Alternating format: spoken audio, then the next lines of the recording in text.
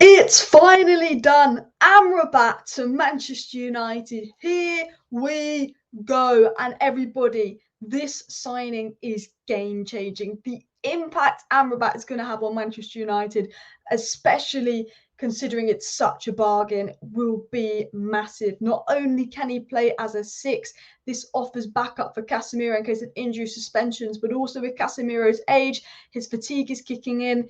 If we play Casemiro every single week, he's going to play worse because he's not going to get that rest. So it's going to get the best out of Casemiro. But there's also someone that can play next to Casemiro, Bruno, Mount, Casemiro. That midfield three isn't going to work in certain games due to the lack of balance. Games where we're not going to have a lot of possession, we need someone that will be good defensively. Amrabat provides that cover. But also we've brought in a midfielder that's good on the ball. We've brought in a volume passer, someone that can break lines, someone that can progress the ball forward very well, someone that's good in possession. And we lack retention, we lack progressive passes, we lack a volume passer, we lack someone that can break lines, someone that's good in the first phase, and Amrabat ticks all those attributes. While Casemiro defensively is a lot better than Amrabat's a six, on the ball, Amrabat is much better than Casemiro. And a lot of people don't realise this, but Fiorentina are a very possession-based side. They had the second most amount of average possession in Serie A last season. They play possession-based football. And Erik Ten Hag this season is trying to switch from a more counter-attacking style of football to possession-based football like he did at Ajax. But you actually notice in midfield, we don't have possession-based players. Casemiro can protect the back forward. He's not the best in possession, despite being a threat in the box. He's just not like the best progressive passer, but he's quite good when he's in the final third. Obviously, Bruno and Mount, Bruno sometimes plays hot potato with the ball. Bruno and Mount aren't possession-based players. Bruno's a chance-creating player. Mount's known for covering ground. Well, Amrabat is a player that's known for his brilliant ability in possession, but we also know he's great out of possession because at Morocco in the World Cup, where Morocco played quite defensively, he cleared up well. So he's a very good, adaptable player. And we're going to talk exactly about why this signing is so unbelievably good, why Amrabat's going to be such an unreal signing at United. And one of the main things I want to get into before I get into some graphs to compare him to Casemiro and all of that is I want to talk about the fact that I love Varane and Wan-Bissaka, but there is a weakness in Varane and Wan-Bissaka in terms of build-up. Varane and Wan-Bissaka, they're not the best at breaking lines. Martinez can break the lines, Onana can break the lines, Luke Shaw's fine at that. Obviously, Casemiro isn't the best. We're not the best at build-up in the defence with Varane and Wan-Bissaka right side.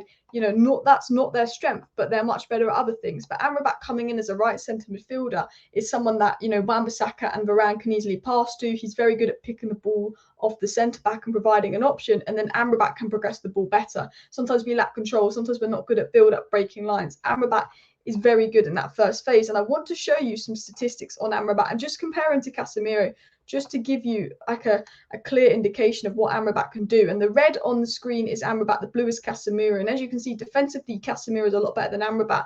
But skills like passing and deep progression, obviously, that is where Amrabat absolutely clears Casemiro as well. Amrabat is also 26 years of age. He's in his prime. He's very good at passing. He ranks in the 94th percentile for passing and 94th percentile for deep progressions, whereas Casemiro is really only in that 38th percentile for passing. So while Casemiro is fantastic off the ball, Amrabat is just another level on the ball. He's also better at things like turnovers. Obviously, defensively, he's nowhere near Casemiro's level. And I actually think while Amrabat will come in more as a backup for Casemiro, and we will get into how Amrabat will be used, I think he's someone that could be really good next to Casemiro and really good in build-up, and also just a good rotation to Casemiro.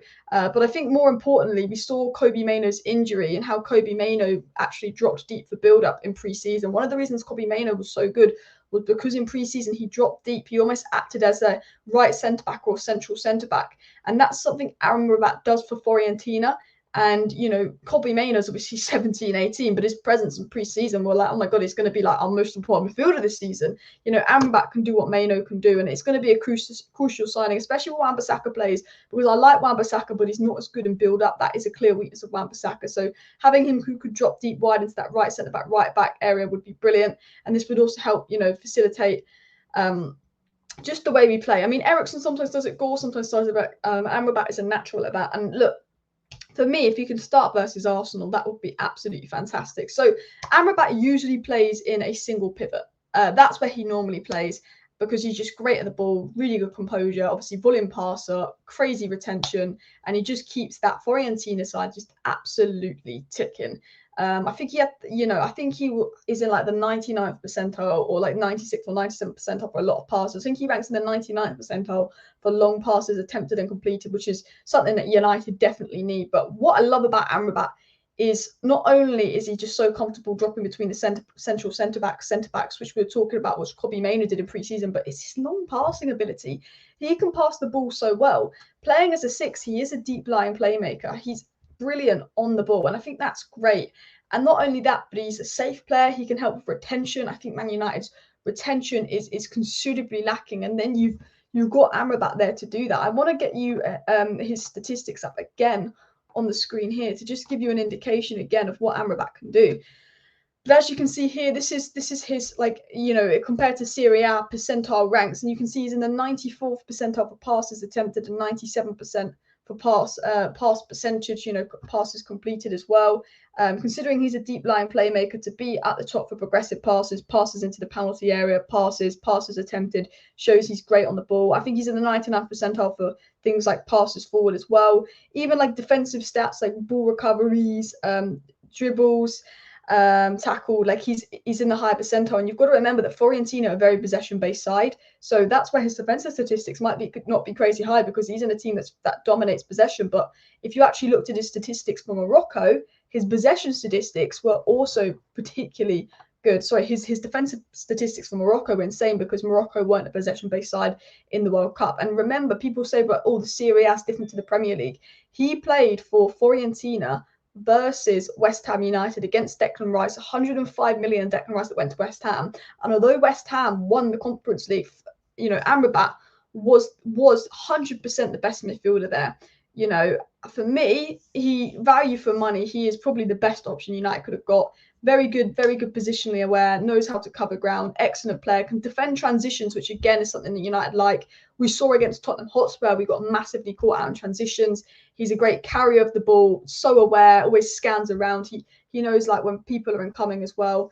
And, he's also been called like a recycler of attacking patterns, because he can just sit outside the box, follow the ball in good positions, stop counterattacks, makes himself available, recycles possession, switches the ball out to the wings, literally ball out to the wings and all of that as well. And I saw a really good thread on Amrabat that I'd recommend reading, just to give you more insight on it. There's actually a few really good threads. I know Stretford Trends did a good thread, but the thread that I really enjoyed, and I can't show you it because he's included videos and I don't want to get copywritten, but I'm going to shout out a really good thread I read on Amrabat that I would recommend you checking out on Twitter here, if I can find it, which is by Everyday MUFC.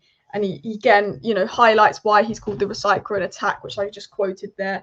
Really recommend checking that out. And also the Stretford Trends thing, but I don't want to, there's videos in the thread, so I don't want to get in trouble, but I want to also give some insight into how Amrabat will be used. So this is obviously the United lineup. I've put Amrabat behind Casemiro and Amrabat behind Mount. They are the two positions he's likely going to play as well. A lot of people say, is Amrabat good enough for United? And I think that he is. I think that he's a bench player, and I think we need bench depth with all the injuries we're getting, but he's more than a bench player. He's a player that's capable of, playing for that first team, and he's going to have an important role. We've seen the lack of depth, how many problems it caused us towards the end of last season. The lack of depth is already causing us problems this season because of crazy injuries, but we're in the Champions League, and Casemiro is at the age where he needs to be rested. Players like Casemiro and Eriksen, I feel like they're getting to that age where they can only play once a week. And we need the depth. He's a clear improvement on Scott McTominay, and maybe Scott McTominay will go. I know there's talks of Bayern Munich going on as well, but what I want to talk about is just how good he is. Fiorentina averaged, I think, 58% possession, and he was not far behind Casemiro in stats like defensive duels won and all of that as well, considering he had a lot more possession as well. But he's ranked in second in Serie A for all midfielders for pressure regains as well, which is a very good stat that he has as well. He's very good defensively when needed to be for Morocco. He's very good on the ball, and obviously I've said he's a controller, and that's what United need, but also someone that knows how to wander into the space between the lines, receive the ball, good in the first phase, good in the second phase, incredibly intelligent, can manipulate play, create passing angles, pass long, pass out wide, just everything that United need. And maybe I'm bigging up this player a lot because I always big up players we sign. But, you know, even stats like deep areas, he ranks 4th in Serie A for deep progressions. Very good at, you know, stopping transitions, very good on the ball. Definitely something United needs. Statistic-wise, you know, he ranked very high for a lot of statistics in Serie A. But this is how he's likely going to be deployed. As Casemiro backup when we want to rest Casemiro, or potentially there'll be games against the big teams where I think we'll see, you know, him do more of that Eriksen role. So I think we'll see Amrabat do more of this Eriksen role here. And what I mean by that is Bruno will go quite far forward and press. Casemiro sometimes likes to run forward, as you see. And you could almost see Amrabat kind of dropping in here or even dropping in here. And then in possession, obviously Luke Shaw's injured, but we'd be a bit more like that. You might almost see United start to do something like this in possession. Obviously not with Mason Mount. We'll clear Mason Mount out there now, just so it doesn't confuse you. But we saw Kobbie Mainoo do this in a pre-season, but he almost might drop deep. And then that would actually allow Casemiro to get further forward. And although I've said Casemiro isn't the best in possession, Casemiro is definitely an attacking threat. Casemiro is our biggest goal threat at the moment, but it can allow Man United to do many things. So I think this is a great signing. I'm really happy with it. I'm just happy it's finally done. It should have been done a lot earlier. United were faffing about, and Ten Hag clearly wanted this guy, despite, you know, sources saying, oh, Ten Hag wasn't that interested in signing him, all this, all that. It's like, no, Ten Hag wanted Amrabat, and the fact that it took so long to get done is, for me, it's not good enough from the board, but it's here, it's done, it's important. I think for me, if we hadn't signed him, I'd be really nervous about the season with the injuries we're getting. And yeah, smash a like, smash a subscribe, let me know your thoughts. Thank you for watching, see you next time.